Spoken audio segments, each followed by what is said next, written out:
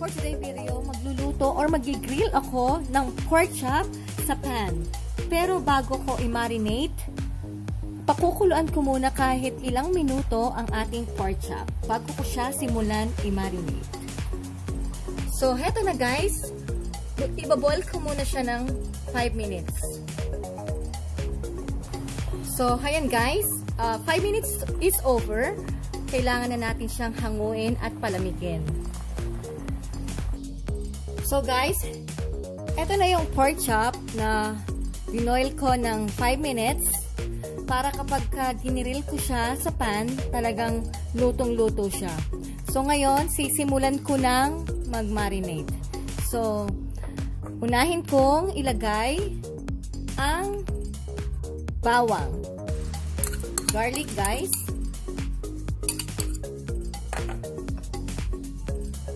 At ang ating lemon.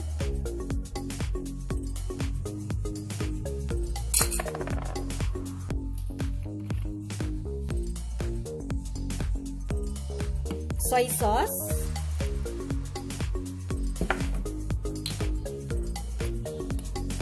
Oyster sauce.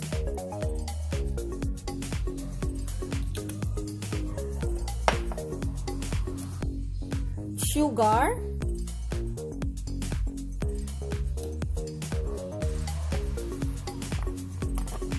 Ketchup.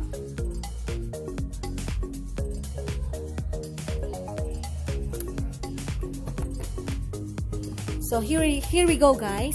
Naghugas na ako mabuti ng aking mga kamay. Kaya sisimulan ko nang i-mix well sa ating pork chop.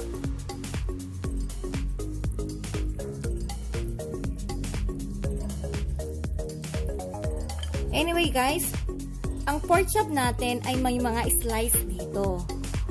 Kung nakikita ninyo, kasi para mas simot mabuti ang mga ingredients. At maluto mabuti ang loob ng pork chop. Ang meat. So after nating ma-mix mabuti, ilalagay muna natin sa ating ref ng 30 minutes bago natin simulan i-grill.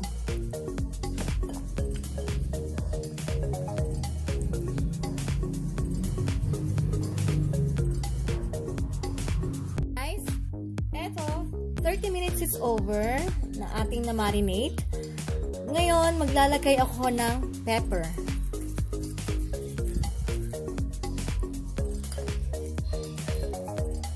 At ready na natin siyang i-grill sa ating pan.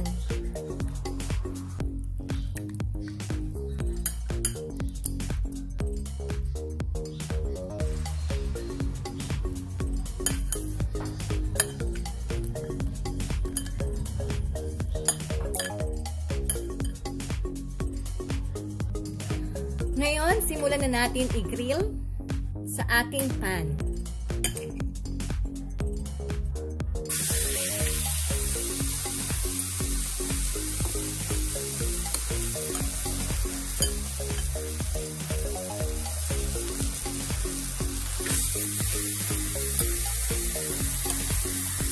Guys, medium heat lang po tayo.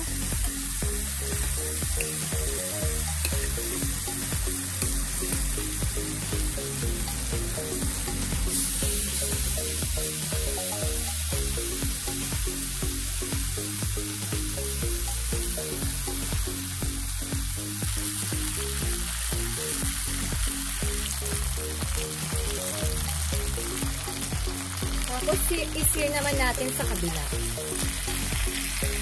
So, sa mga nagtataka, bakit ko pinakuluan muna yung ating pork chop?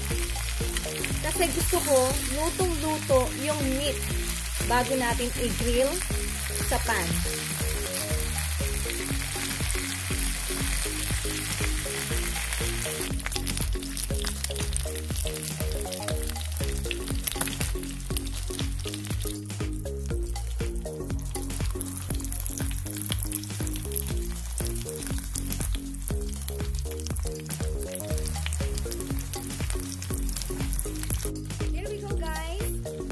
luto na ang ating pork chop. Nakikita nyo yung ating meat, lutong-luto na talaga.